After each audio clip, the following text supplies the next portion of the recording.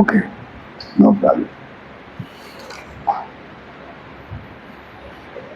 આદરણીય આ સંસ્થાના મેનેજિંગ ટ્રસ્ટી CA કે હેમાણી સાહેબ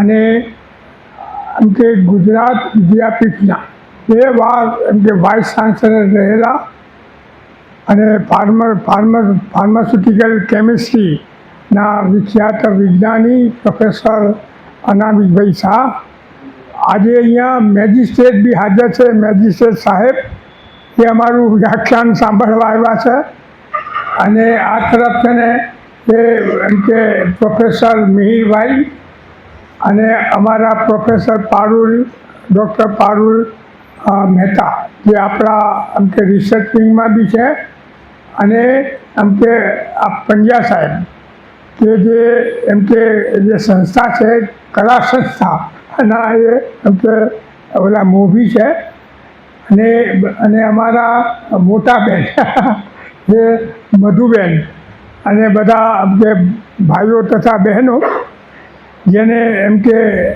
આ વિજ્ઞાન અને એમ કે શક્તિ મહાશક્તિ આદ્ય શક્તિ ને એમ કે ધર્મમાં જેને ઇન્ટરેસ્ટ છે. મારા મતે ધર્મ અને વિજ્ઞાન બંને છે ને એકના એક છે. એ ધર્મ એ વિશાળ છે, વિજ્ઞાન એનો ભાગ છે.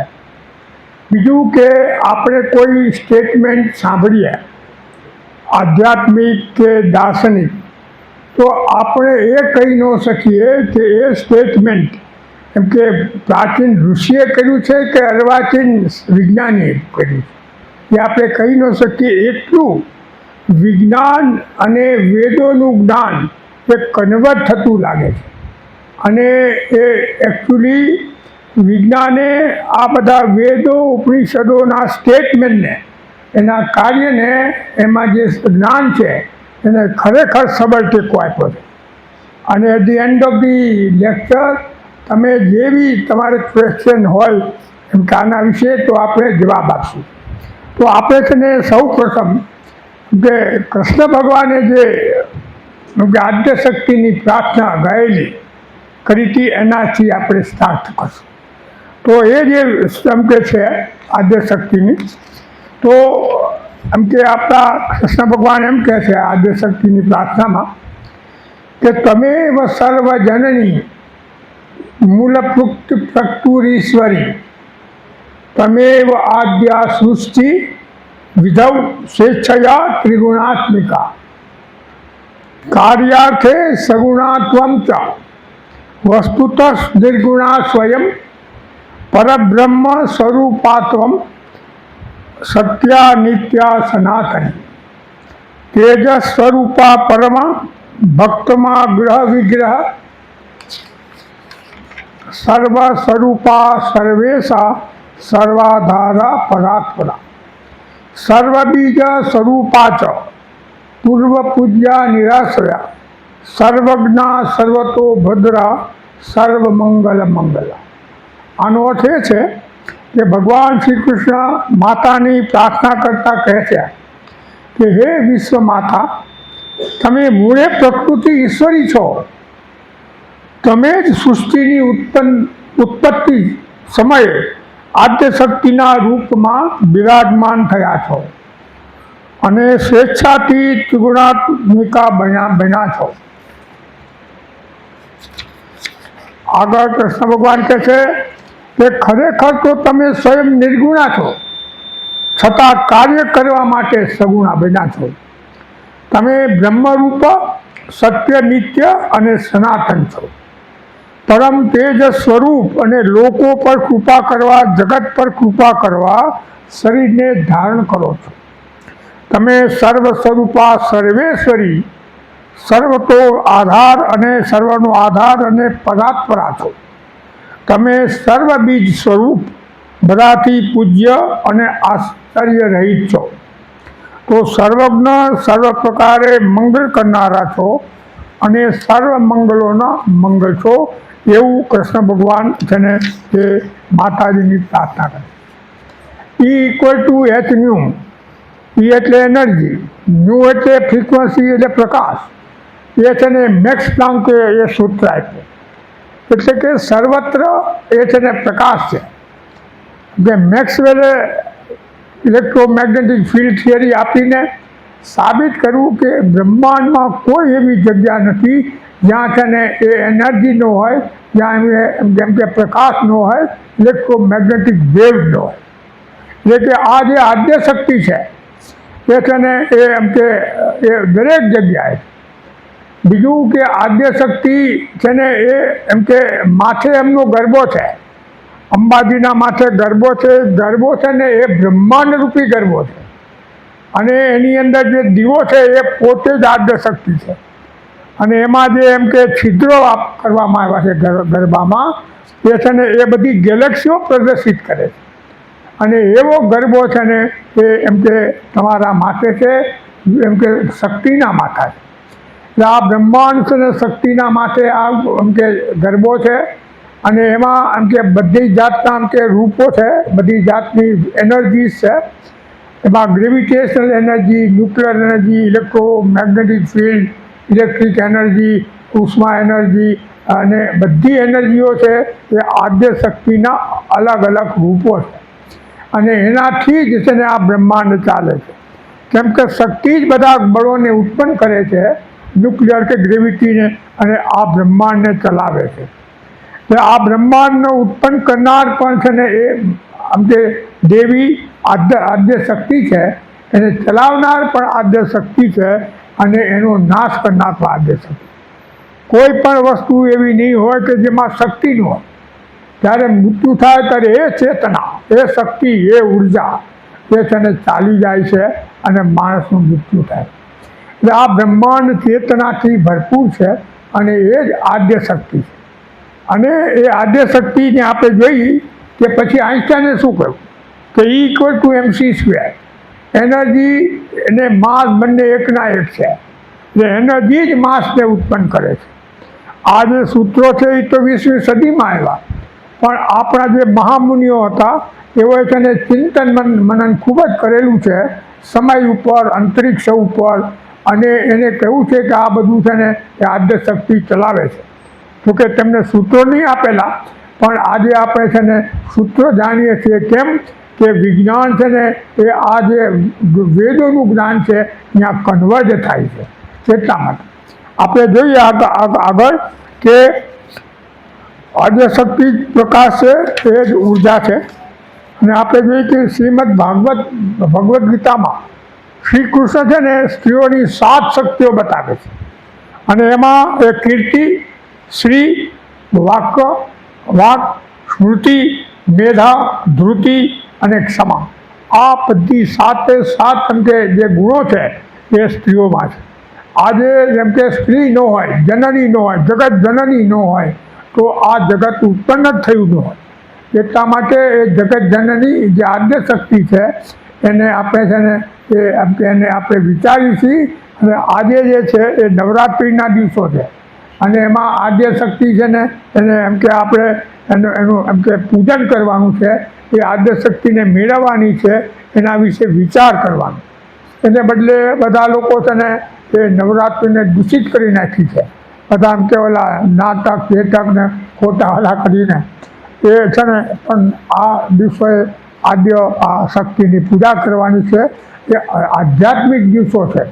હવે આપણે જોઈએ કે ભગવાન શ્રી કૃષ્ણે ગીતામાં શું કહ્યું છે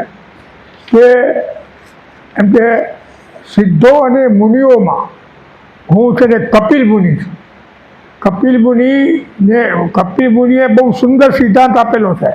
અને એ શક્તિ સંચયનો નિયમ, principle of conservation of energy, એ પહેલાવેલો સિદ્ધાંત આપનાર આપણા કપિલ મુનિ હતા. કપિલ મુનિ ગૌતમ મુનિના શિષ્ય હતા, અને કણાદના ગુરુ હતા. એમને સાંખ્ય શાસ્ત્ર આપ્યું છે. એ વૈશેષિકા છે ને એમાંથી ઉતરી આવી છે. એટલે એ બહુ બહુ પાયાનું કામ કર્યું છે એમને, ને વૈજ્ઞાનિક કામ કર્યું છે. તો આપણે જોઈએ કે જે કપિલ મુનિ હતા એ છે ને આપણે ગર્વ લેવા જેવી વાત છે કે એ આપણા ગુજરાતના હતા. સિદ્ધપુર પાટણના હતા. સરસ્વતી કિનારે એમ કે ત્યારે સરસ્વતી જીવતી હતી, એ લુપ્ત નહોતી થઈ. કેમ કે સરસ્વતીના 5 એમ કે શાખાઓ આપણને ખબર છે. એક તો બદ્રી આદિબદ્રી આગળ, એક પ્રયાગરાજ આગળ, એક કચ્છમાં, એક પ્રભાસ પાટણ, એક કપિલા અને હિરણ નદી છે એનો સંગમ એમાં છે, અને આજે છે ને એ સરસ્વતી અત્યારે તો એમ કે લુપ્ત થઈ ગઈ છે. પણ એમ કે નરેન્દ્ર મોદીએ એની અંદર પાણી એમ કે ઓલા નર્મદાનું પાણી એમ કે પસાર કરી એને જીવતી કરી છે. ક્યાં સુધી ચાલે છે કે ખરેખર એમાં પાણી વહે છે એ ખબર નથી. પણ એ છે ને એમાં વળી પાછી એક કથા છે કે આપણે એમ કે સરસ્વતીને સિદ્ધપુરમાં જો ક્રોસ કરવી હોય તો છે ને 2 જણા પતિ પત્નીએ નહીં જવાનું, પતિ અને પત્નીએ અલગ અલગ જવાનું, કેમ કે કુંવારી નદી છે. જે આપણા જે એમ કે કપિલ મુનિ હતા એ છે ને કર્દમ ઋષિના દીકરા હતા, અને કર્દમ ઋષિને 7 દીકરીઓ હતી. એમાં એક છે ને અનસુયા, મહાસતી અનસુયા, અને બેને પુત્રમાં આ છે ને આપણા કપિલ મુનિ. એ 7 એમ કે દીકરીઓને એને ઋષિઓને 7 ઋષિઓને પ્રણાવી. અને અનસુયા વિશે તો બધા આપણે જાણીએ છીએ કે કર્દમ ઋષિ પોતે છે ને વળી પાછા મનુ મહારાજના જમાઈ હતા, અને એને છે ને આ બધું એમ કે મૂકીને જંગલમાં ગયા, અને એ જંગલમાં વારાણસી તરફ ગયા, અને વારાણસીથી 10 કિલોમીટર એમનો આશ્રમ હતો. અને આજે પણ કર્દમ ઋષિનું ત્યાં મંદિર છે સરસ મજા. અને હું છે ને 2-3 વાર મંદિરે બી ગયો છું. તો એ જે આપણા એમ કે કપિલ મુનિ હતા એ એમ કે એમની માતા દેવહૂતિ એ આના એમ કે મનુ મહારાજની દીકરી, અને એને પછી એમને બ્રહ્મજ્ઞાન આપ્યું, અને એનું મૃત્યુ થયા પછી એમનું તર્પણ કરી અને આ કપિલ મુનિ છે ને એ બી કલકત્તાના માર્ગે ગયા, જ્યાં ગંગા સાગર આગળ એમને આશ્રમ બાંધ્યો અને ત્યાં એ રહ્યા, અને એને બધી એમ કે તપશ્ચર્યા કરી, બધાને જ્ઞાન આપેલું, અને આજે પણ એમનું એમ કે ત્યાં મંદિર છે. તો આપણે જોઈ કે એમ કે આપણે એને ગર્વ લેવા જેવી વાત કે આપણા એ ગુજરાતના હતા. અને બીજા એક મહાન માણસ છે ને ગુજરાતના હતા, એ છે ને કવિ માઘ. એ સંસ્કૃતમાં કહેવત છે કે એમ કે ઉપમા કાલિદાસસ્ય ભારવે અર્થ ગૌરવમ દંડિની પદલાલિત્યમ માઘે સંતિ ત્રયો ગુણા. માઘમાં 3 ગુણો હતા, અને માઘે છે ને શિશુપાલ વધ નામની મહાન રચના કરી, અને એમાં એને શું કહેલું, એને છે ને રમણીયતા, સુંદરતા શું છે એની વ્યાખ્યા આપી કે ક્ષણે ક્ષણે યન્નવતા મુપૈતી તદેવ રૂપમ રમણીયતાયા. રમણીયતા એટલે શું કે ક્ષણે ક્ષણે જે એમ કે નવું રૂપ ધારણ કરે. અને આ બ્રહ્માંડ જે છે આ આદ્ય શક્તિ છે એ ક્ષણે ક્ષણે છે ને નવા રૂપ ધારણ કરે, અને એને લીધે આ જે આ બ્રહ્માંડ ચાલે છે. હું બોલું છું એ છેવટે શક્તિ છે, અને શક્તિ ન હોય તો આ બ્રહ્માંડ ચાલે નહીં. તો આપણે જોઈએ કે એ છે ને એ એમ કે શિશુપાલ વધ. તો આપણે આગળ કરીએ.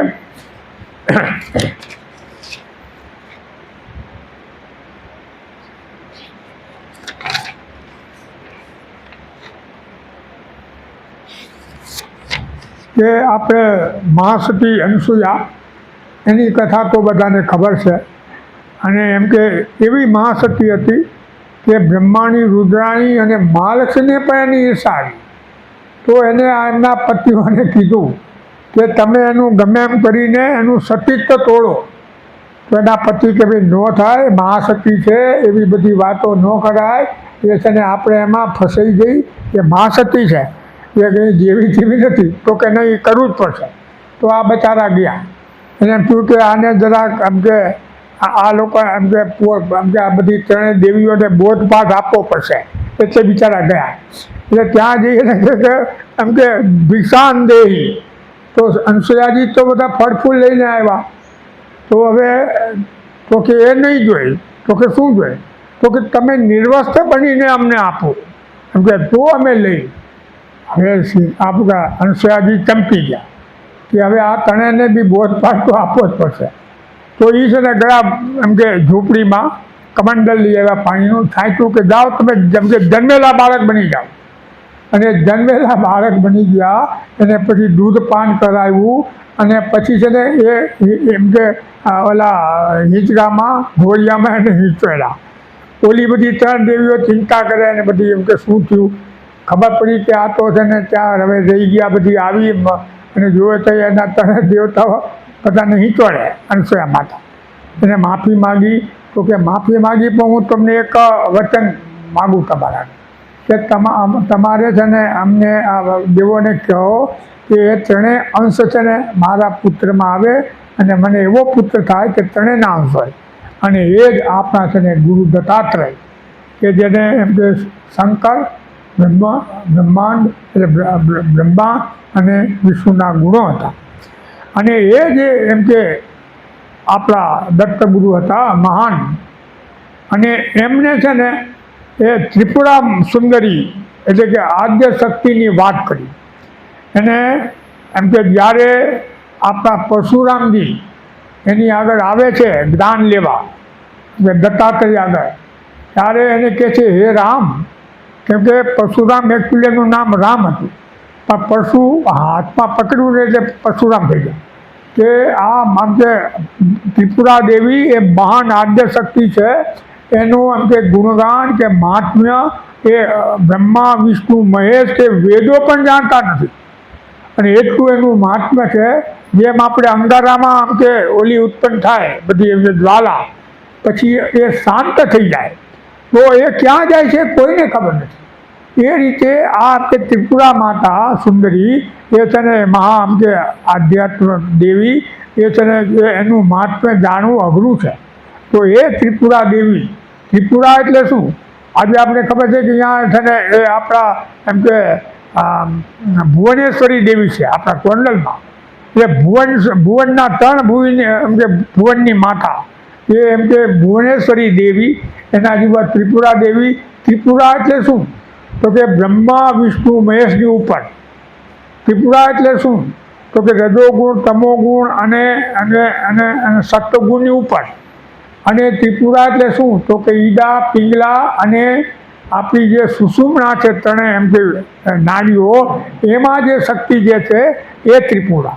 ત્રિપુરા એટલે બ્રહ્મા એટલે મહાલક્ષ્મી મહાસરસ્વતી મહાકાળીનું સ્વરૂપ. તો એ ત્રિપુરા માતાજી છે ને એનું જ્ઞાન એ એમ કે આપણા ગુરુદત્તે એ આપણા એમ કે પરશુરામને આપેલું.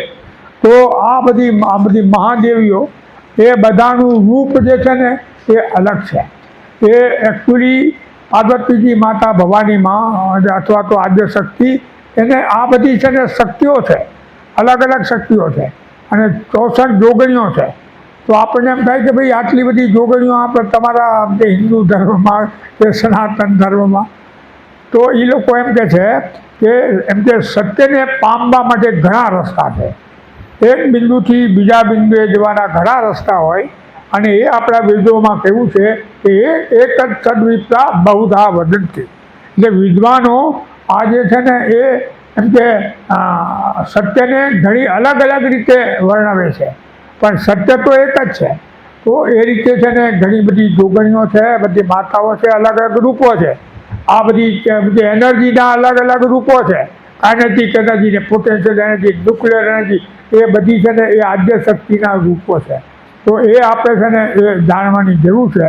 ઘણી વખત આપણે એમ કે ભાઈ તમારે 33 કરોડ દેવતા કે હિન્દુ ધર્મમાં 33 કરોડની 140 કરોડ બી હોઈ શકે.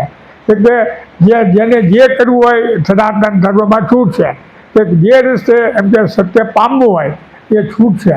તો એવું જે છે ને એ આપણે એમ કે આપણા ધર્મની વાત છે. અને આપણે જોઈએ કે એમ કે ઘણી બધી એમ કે બધી આપણી દેવીઓ છે. અને આપણે જોઈએ કે આપણા એમ કે વેદોમાં વેદકાલીન એમ કે બધી મનીષીઓ એટલી બધી એમ કે જ્ઞાની હતી, અને એ બધી આદ્ય શક્તિના અંશરૂપ હતી. અને એની અંદર લોપા મુદ્રા જબરદસ્ત જ્ઞાની, આત્રા એમ કે ગાર્ગી, એટલે એને આધ્યાત્મિકતાની એ છે ને પરમસીમા હતી. કે જેને યાજ્ઞવલ્ક્ય સાથે શાસ્ત્રાર્થ કરેલા. અને તમને બધાની ખબર હશે કે જનક રાજાએ એ મોટો યજ્ઞ કર્યો. પૂરા આપણે હિન્દુસ્તાનના મહાપંડિતોને બોલાવ્યા. યજ્ઞ પતી ગયો પછી એને વિચાર આવ્યો કે આમાંથી સર્વશ્રેષ્ઠ આમ કે બ્રાહ્મણ કોણ, સર્વશ્રેષ્ઠ જ્ઞાની કોણ, સર્વશ્રેષ્ઠ બ્રહ્મજ્ઞાની કોણ. તો કે સારું એકને પૂછાય નહીં, એની પરીક્ષા લેવાય નહીં, એ તો વળી પાછા સાપ આપી. તો કે આપણે એમ કરવાનું કે પોતે જ નક્કી કરે એવું કરવાનું. તો એને શું કીધું, સભા બોલાવી પંડિતોને, બ્રાહ્મણોને, અને કીધું કે ભાઈ તને અમે અહીંયા 1000 ગાયો રાખી છે શણગારેલી, હૃષ્ટપુષ્ટ, અને એમાં એની સોનાને શીગડે અને રૂપાણી કરીએ રાખી છે, જે પોતાને સર્વશ્રેષ્ઠ બ્રહ્મજ્ઞાની માને એ લઈ જઈ શકે. તો આ બધા જે ઋષિમુનિઓ એકબીજાના સામે જોવા લાગ્યા અને પોતપોતાને ઇવોલ્યુશન કરવા લાગ્યા. ઇવોલ્યુશન કે આપણે સર્વશ્રેષ્ઠ બ્રહ્મજ્ઞાની છે કે નહીં, કોઈની હિંમત નહોતા. પછી યાજ્ઞવલ્ક્ય ઊભા થાય છે અને એને કહ્યું કે એને એમ નહીં કીધું કે હું સર્વશ્રેષ્ઠ જ્ઞાની છું, એમ કે એ છે ને અવિવેક ગણાય, પોતાની જાતને મહાન માનવું એ અવિવેક ગણાય. તો એને શું કીધું એના શિષ્યોને કે આ 1000 ગાયોને આપણે આશ્રમમાં લઈ જાઓ, એટલે કે હું સર્વશ્રેષ્ઠ જ્ઞાની છું. આ તો બધા ખળભળાટ મચી ગયો. અરે કે યાજ્ઞવલ્ક્ય તું એમને ક્યાંથી લઈ જાય, તું શાસ્ત્ર કરવાનું છે, તારે અમે કે પરાસ્ત કરવાના છે, પછી તું લઈ જઈશ. તો બધા સાથે એમને શાસ્ત્ર કર્યો વિનયથી, વિવેકથી, અને પછી બધાને પરાસ્ત કર્યા. અને પછી વળી પાછું યાજ્ઞવલ્ક્યએ કહ્યું કે ભાઈ આ 1000 ગાયો આપણા આશ્રમમાં લઈ જાઓ એના શિષ્યોને. ત્યાં વળી આ ગાર્ગી ઊભી રહી. ગાર્ગી કહે કે યાજ્ઞવલ્ક્ય ગુરુ, તમે એમને છે ને લઈ નહીં જાઓ, બધા પરાસ્ત થઈ ગયા. મારે તમને 3 પ્રશ્નો પૂછવા છે. જો તમે 3 પ્રશ્નોના સાચા જવાબ આપશો તો હું તમારી શિષ્યા થઈ જઈશ, અને જો તમે નહીં આપી શકો તો તમારે મારા શિષ્ય થઈ જવું. અને પહેલો પ્રશ્ન પૂછ્યો કે આ પૃથ્વી ક્યાં છે, તો કે આકાશમાં. આકાશ ક્યાં છે, તો કે અંતરિક્ષમાં. અંતરિક્ષ ક્યાં છે, તો કે બ્રહ્માંડમાં, બ્રહ્મમાં. પછી આ યાજ્ઞવલ્ક્ય કહે છે કે હવે આગળ પૂછતી નહીં. અને એ રીતે છે ને એ ગાર્ગી એ મહાન વિદુષી હતી, અને એ છે ને એ એમ કે એક ઋષિની બહુ બોલકી દીકરી હતી, અને એનું જબરજસ્ત નામ છે. અને પછી એ છે ને યાજ્ઞવલ્ક્ય પરાસ્ત થઈ ગયા. પણ એ વેદકાલીન સમયમાં સ્ત્રીઓને બધી છૂટ હતી. કોઈને કુંવારી રહેવું હોય તો કુંવારી રહી શકે, પરણવું હોય તો પરણે, વાદ વિવાદમાં ભાગ લઈ શકે, યજ્ઞમાં ભાગ લઈ શકે, બધી કોન્ફરન્સમાં ભાગ લઈ શકે, અને કોઈ રોકટોક નહોતી. અને એ લોકો બહુ જ સરળ ને સાદા કપડાં પહેરતી, પણ એનું જે તેજ હતું એ જ્ઞાનનું તેજ હતું. અને એ તેજ છે ને એ બહુ જેમ સુંદર લાગતી હતી. આ બધી મનુષ્ય આ બધી વિદુષીઓ. અને આજે છે ને અલગ છે. આજે શું છે કે બધા ફેશનેબલ, અમુક બધી સ્ત્રીઓ બહુ ફેશનેબલ, વળી પાછી અભિમાની, અને વળી પાછી છે ને એ એમ કે કોઈ પૈસાદાર હોય તો મહારાણી જેમ વર્તે. એ અમુક છે, બધીઓ નહીં. તો એવો જમાનો. આજે તમે છાપામાં જુઓ એમ કે પેપરમાં તમને ખબર પડે કે નટીઓ કેવા કપડાં પહેરે. આ લોકોનું વસ્ત્ર પરિધાન બહુ સુંદર હતું. અને આપણે છે ને એ સંસ્કૃતિને ભૂલતા જઈએ છે, એ ખોટી વસ્તુ. પણ આપણી સરકારમાં એક વસ્તુ બહુ ઇન્ટરેસ્ટિંગ છે કે બધી જ અધિકારીઓ, જે IAS ઓફિસરો, એ છે ને વસ્ત્ર પરિધાન બરાબર કરે. એ એમ કે સાડી પહેરે, તમે જુઓ કે કોઈ છે ને આછકલી નહીં લાગે, ભલે કોઈનું દબાણ હોય કે ગમે હોય. તો એ રીતે છે ને એ બધું એ વેદકાલીન સ્ત્રીઓની વાત છે. અને આજે આપણે ક્યાં છીએ એ આપણે જોવું પડે. એક સ્ત્રીનું નામ હતું વાગામભૃણી. વાગામભૃણી એ છે ને બહુ જ મહાન એમ કે વિદુષી હતી, અને મારફા, અને એમ કે એટલી બધી નીડર. અને એ વાગામભૃણીએ એક દેવી સૂક્ત રચેલું, અને એ દેવી સૂક્તનું એમ કે આ માર્કંડે ઋષિએ એમાંથી પ્રેરણા મેળવી અને દેવી ભાગવત એને રચ્યું. અને એની અંદર છે ને એ આપણે આ બધા સપ્તશતી ચંડીપાઠ અને સકરાદય એ બધા સૂત્રો એમાં આવે છે. અને એ છે ને એ એમ કે બ્રાહ્મણી આટલી બધી એ મહાન હતી. તો આપણે જોઈએ કે એમ કે આ જે છે એમ કે માર્કંડેય ઋષિએ જે ચંડીપાઠમાં શું કીધું, ચંડીપાઠમાં જે આદ્યશક્તિની કેવી રીતે ઓલી કરી આપણે જોઈએ.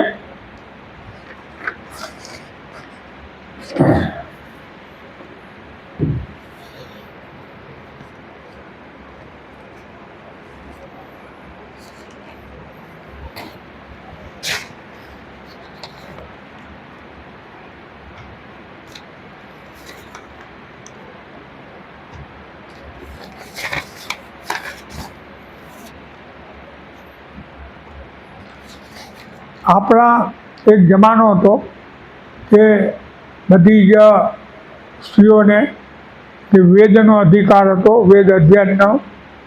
અને પણ એક વચ્ચે એવો વર્ગ ઊભો થયો કે આ જે એમ કે વિદુષીઓને એમ કે સ્ત્રીઓને વેદોનો અધિકાર નથી, વેદો ભણવાનો એવો બધો વર્ગ ઊભો થયો. અને એને લીધે શું થયું કે સનાતન ધર્મને ક્ષતિ પહોંચી છે. બીજું કે એમ કે બધા ઇતર જાતિના લોકો પણ સનાતન ધર્મની અંદર આવવા માગતા હતા. એમને એ લોકોએ આવવા નહીં દીધા, રોક્યા. કેમ કે આ બધા કે અમે જ છીએ, એમ કે બ્રહ્મજ્ઞાની અમે છીએ. અને એને પણ આપણા ધર્મને બહુ ક્ષતિ પહોંચાડી છે. અને એમાં ઘણા વાદ વિવાદ અને વિભાજન થઈ ગયું છે. તો આપણે જોઈએ કે આની અંદર એમ કે માર્કંડ ઋષિ શું કહે છે કે પ્રથમમ શૈલપુત્રીથી, દ્વિતીયમ બ્રહ્મચારિણી, તૃતીયમ ચંદ્રઘંટેતી કુસુમાંડેતી ચતુર્થકમ, પંચમમ સ્કંદમાતેતી, સપ્તમમ કાલરાત્રિ ચ મહાગૌરી ચ અષ્ટમમ, નવમમ સિદ્ધિદાત્રી ચ નવદુર્ગા પ્રકીર્તિતા. કે આ નવદુર્ગાનું એક ચંડીપાઠની અંદર એ એમ કે ઓલું છે, એનું વર્ણન છે એમ કે આદ્યશક્તિનું. અને આમાં બીજું શું છે કે આપણા એમ કે ઋષિઓ 7,000, 6,000, 7,000 વર્ષ પહેલાં સંખ્યા બરાબર ના હતા. પ્રથમમ, દ્વિતીયમ, તૃતીયમ. હવે એમ કે જ્યારે પુત્રી જન્મગ્રહણ કરે છે ત્યારે એ છે ને એ શૈલપુત્રી ગણાય. શૈલપુત્રી એટલે પાર્વતીજી. અને આ બધા રૂપો છે એમ કે આ બધી આદ્યશક્તિના એ બધા એના રૂપો છે એના. અને એમ કે જ્યારે કૌમારી હોય એમ કે દીકરીનું, ત્યારે એને આપણે શું કહીએ બ્રહ્મચારિણી. અને પછી વિવાહ ન થયા હોય પણ તેજસ્વી હોય, એને એમ કે પરણવાની તૈયારી કરવાની હોય તો એને ચંદ્રઘંટા કહી કે કહું જેમ કે તેજમાન, તેજસ્વી. અને જ્યારે એમ કે સ્ત્રી ગર્ભધારણ કરે ત્યારે એને કુસુમાંડા સ્વરૂપમાં કહેવામાં આવે છે. અને જ્યારે જન્મ આપે બાળકને ત્યારે એને સ્કંદમાતા એટલે એમ કે કાર્તિકેય. અને એ છે ને પાર્વતીજીના બધા નવા નવા રૂપ છે. અને આપણે જોઈએ કે એના પછી એમ કે કાત્યાયની. તો કાત્યાયની છે ને કાત્યાયન ઋષિ હતા. એમને ગુરુ એમ કે શક્તિની આદ્યશક્તિની ઉપાસના કરી. અને પછી એને માતાજી પ્રસન્ન થયા અને એને વરદાન માગ્યું કે તમે અમારા ઘરે અવતરો. ત્યારે એ છે ને માતાજી એને ત્યાં અવતરે છે. એટલે એ કાત્યાયની ગણાય છે. કાત્યાયન ઋષિને ત્યાં એ જન્મ લે છે. અને સાતમું જે છે એનું સ્વરૂપ એ કાળરાત્રિ છે. એ કાળને પણ એ એમ કે હંફાવે. કાળનો પણ એ કાળ એમ કે આદ્યશક્તિ. હકીકતમાં કાળનો એ કાળ છે કે છેવટે આદ્યશક્તિ બચે છે. તો એ છે ને એમાં વળી પાસે એક્ઝામ્પલ છે કે સતી સાવિત્રી એને છે ને એના પતિને મૃત્યુપતિને પાછો લાવ્યો. એ કાલરાત્રિ એ દેવી કે જે કાળને પણ એ હંફાવી શકે છે. અને પોતાના સંકલ્પથી બધી જે સ્ત્રીઓ છે એ એમ કે એ કાળને પણ હંફાવી શકે ધારે તો. અને સંસાર ઉપર ઉપકાર કરવાથી એ મહાગૌરી કહેવાય છે. અને તમામ સિદ્ધિઓ આપનારી એ છે ને એ આદ્યશક્તિ સિદ્ધિદાત્રી કહેવાય છે. તો આ જે છે એ એમ કે ચંડી પાઠમાં આ બધી એમ કે માતાજીનું એમ કે વર્ણન છે. અને કહેવાનો હેતુ એમ છે કે આપણી માતા, બહેન, પત્ની, પુત્રી, પુત્રવધુ, આદ્યશક્તિના એમાં દર્શન કરીએ, તેમનો આદર સત્કાર કરીએ અને સન્માન આપીએ, એ જ શક્તિનો ખરેખર ઉપાસના છે. તો આપણે જોઈએ કે સમજે ઘણા બધા આપણા મનુ મહારાજને દુને છે, એના ઉપર આરોપ મૂકે છે કે એ એમ કે અને એને સ્ત્રીઓને અન્યાય કર્યો છે. ખરેખર વાંચો તેવું નથી. એ છે ને એ મનુ મહારાજે શક્તિની ઘણી પ્રશંસા કરી. એટલું જ નહીં, એને એમ કહેવું છે કે જે ઘરમાં સ્ત્રી દુઃખી હોય એ ઘર કોઈ બી ઊંચે ન આવે. એ સ્ત્રીઓનું સન્માન રાખવું અને તો જ તેને આ ગ્રસ્તાશ્રમનો અર્થ છે. તો અને બીજું એને શું કહેલું કે જ્યાં સ્ત્રીઓ આનંદમાં છે ત્યાં જ એમ કે દેવતા આવે છે. અને આપણા વેદોમાં બહુ સ્પષ્ટ કર્યું છે કે દહેજ લેનારો જે પુરુષ એ છે ને પાપ થાય છે, અને દહેજ લેવું ન જોઈએ છે. બહુ સ્પષ્ટ કર્યું છે વેદોની અંદર. એ આપણે જોઈએ કે આપણા આમ કે વેદકાલીન સમયમાં એ લોપામુદ્રા, જે વાગામ ગુણી ઘોષા, એ ઘોષા હતી ને એ બહુ મહાન વિદુષી હતી. અને એ આપણા દીર્ઘતમસની પૌત્રી હતી. અને એ એમ કે દીર્ઘતમસ પોતે વિજ્ઞાન યુગના જનક ગણાય છે. અને એનું એ ઘણું કામ છે કે અમે જોયું છે કે જે આપણા દીર્ઘતમસ ઋષિને એ ખબર હતી કે પૃથ્વી અને સૂર્ય વચ્ચે કેટલું અંતર છે, અને એ બી ખબર હતી કે ગ્રેવિટેશનલ એક્સેલરેશન કેટલું છે, અને એ બી ખબર હતી કે નજીકનો તારો 4.25 પ્રકાશ વર્ષ દૂર છે, અને એ પણ ખબર હતી કે સૂર્ય કેવી રીતે ઉત્પન્ન કરે છે ઉર્જા. એનું આખું છે ને અમારી આગળ ઓળું છે, લિટરેચર છે. અને એ છે કે કટપયાદી સૂત્ર એમાં ઉપયોગ થાય છે. અને એના બધા શ્લોકોમાં એનું ઇન્ટરપ્રિટેશન કરો તો આ બધું ખબર પડે. એટલે તમે છે ને કટપયાદી ઉપર વિશ્વાસ હોય તો છે ને એ બરાબર જામે. અને એમાં બહુ સીધું છે કે કટપયાદી સૂત્ર છે ને એ દક્ષિણમાં આજે બી ચાલે છે. સંગીતમાં છે ને કટપયાદી સૂત્રનો ઉપયોગ થાય છે. કે ત્યારે છે ને બધા અક્ષરો નહોતા, એ બધી સંખ્યા હતી નહીં, એટલે કટપયાદી સૂત્રનું. અને વિશ્વવારા એ બી છે ને એ જે અપાલા છે ને એ અત્રિ ઋષિની પુત્રી હતી, અત્રિ અને અનસૂયાની. અને વિશ્વવારા પણ એ જ જે વંશમાં જન્મેલી. અને મૈત્રેયી એ છે ને આ કે યાજ્ઞવલ્ક્યના બ્રહ્મનિષ્ઠ પત્ની હતા. અને ગાર્ગીની આપણે વાત કરી. અને શ્રદ્ધા કામાયની, એને શ્રદ્ધાનું સૂત્ર લખ્યું છે. આવડી બધી મોટી મોટી મહાન એમ કે વિદુષીઓ વેદકાલીનમાં થઈ. આજે પછી એ એમ કે ઓછું થઈ ગયું ગમે એમ, પણ બૌદ્ધ અને જૈનમાં બી આપણે ચંદનબાળા અને એમ કે ક્રિશા, પછી આ તરફ આપણે ગૌતમી, એ બધી મહાન વિદુષીઓ, મહાન મહાશ્રમણીઓ થઈ. પછી છે ને ઓછું થઈ ગયું. અને અત્યારે આપણે ક્યાંથી એ જોવાનું છે એ ફરીથી વેદકાલીનની આપણે એમ કે જોઈએ. પણ આજે તમે પેપરો વાંચો તો કેટલું બધું આવે છે, કેટલું બધું ખરાબ. આને મારી નાખીને, આને મારી નાખીને, આમ વગર. હવે એ છે ને આજે આપણે એ એટલે ઊભા છીએ, એટલે એ આપણે છે ને એ જાણવાની જરૂર છે. અને માર્કંડેય ઋષિએ એક જે એમ કે ચંડી પાઠ કર્યું, એમાં એવું છે કે યા દેવી સર્વભૂતેષુ, આ બધી જે આદ્ય શક્તિના રૂપો છે. યા દેવી સર્વભૂતેષુ ચેતને ત્યાભિષીયતે. ચેતન જે છે ને બ્રહ્માંડમાં, એ છે ને પોતે જે માસ એ આપણે આદ્ય શક્તિ છે. યા દેવી સર્વભૂતેષુ બુદ્ધિરૂપેણ સંસ્થિતા. નમસ્તસ્યૈ નમસ્તસ્યૈ નમસ્તસ્યૈ નમો નમઃ, એ બધામાં આવશે. એટલે આપણે બોલતા નથી. નિદ્રા રૂપેણ સંસ્થિતા. નિદ્રા ન હોય તો કેવી પરિસ્થિતિ થાય. ક્ષુધા રૂપેણ સંસ્થિતા. નમસ્તસ્યૈ નમસ્તસ્યૈ નમસ્તસ્યૈ નમો નમઃ. આ બધી એમ કે આદ્ય શક્તિના રૂપો છે કે જે આપણે જોઈ શકીએ છીએ. શક્તિ રૂપેણ સંસ્થિતા. શક્તિ ન હોય તો શું થાય. તૃષ્ણા રૂપેણ સંસ્થા. તૃષ્ણા બી હોવી જોઈએ. એટલે કે એમ કે આગળ આવવાની, માન ભરવાની, પણ એ હરીફાઈ ન હોવી જોઈએ. પોતે પોતાની જાતને આગળ લાવવાની. પછી આ તરફ કહીએ કે લજ્જારૂપેણ સંસ્થિતા, શાંતિરૂપેણ સંસ્થિતા, શ્રદ્ધારૂપેણ સંસ્થિતા, ક્રાંતિરૂપેણ સંસ્થિતા, લક્ષ્મીરૂપેણ સંસ્થિતા, યા દેવી સર્વભૂતેષુ વૃત્તિરૂપેણ સંસ્થિતા, સ્મૃતિરૂપેણ સંસ્થિતા, દયારૂપેણ સંસ્થિતા, માતૃરૂપેણ સંસ્થિતા. તો આ બધા દેવીના રૂપ છે.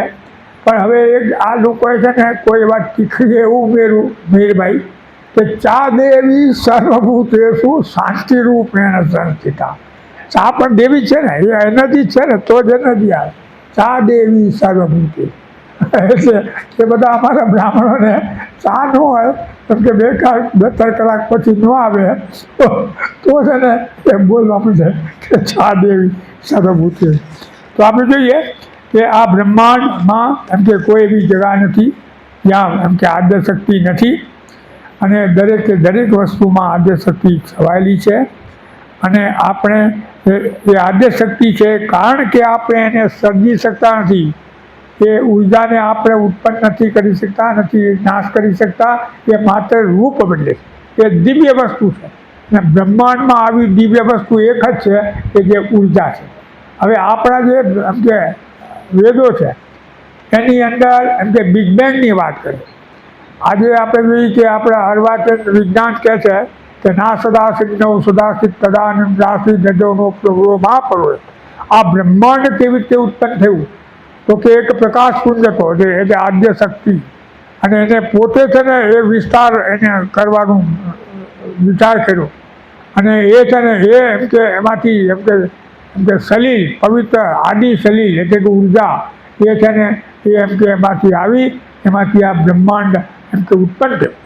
આવી વાત કરી. અને એ પ્રકાશપુંજ ઉપર હતો, નીચે હતો, અહીંયા હતો, બાજુમાં હતો.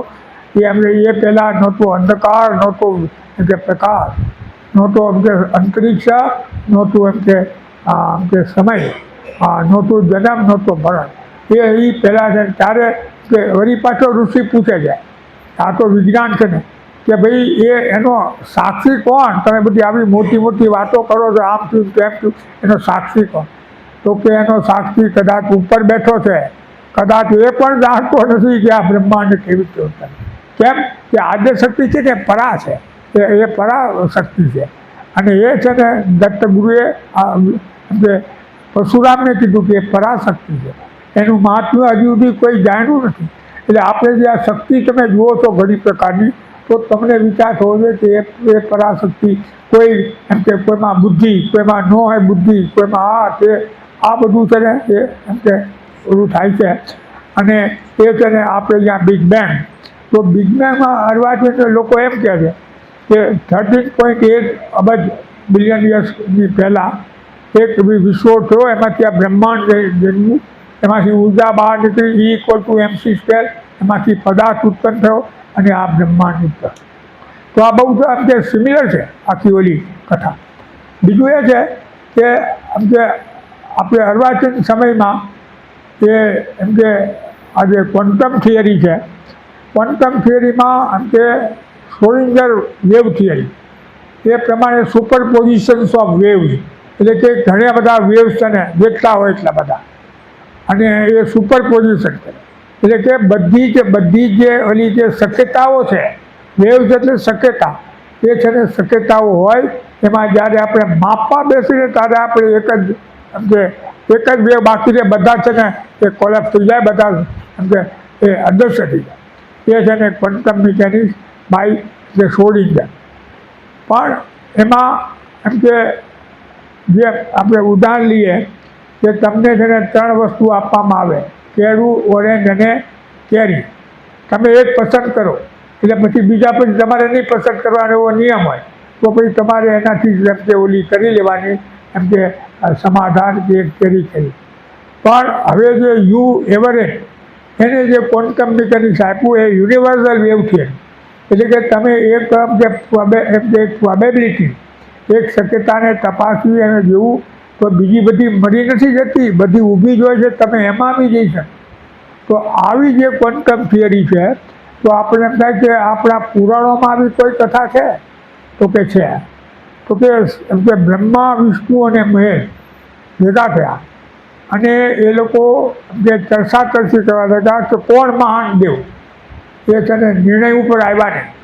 તો કે ચાલો એમ કે આદ્ય શક્તિ, એટલે જ્યારે બી આદ્ય શક્તિ, કેમ કે એનાથી પર છે, એ બ્રહ્મા વિષ્ણુ મહેશથી પર છે, એના આગળ જઈ. તો આદ્ય શક્તિ આગળ ગયા તો કે ચાલો મારી હારે. એને એક બ્રહ્માંડ બતાવ્યું, બીજું બ્રહ્માંડ બતાવ્યું, ત્રીજું બ્રહ્માંડ, 10 બ્રહ્માંડ બતાવ્યું.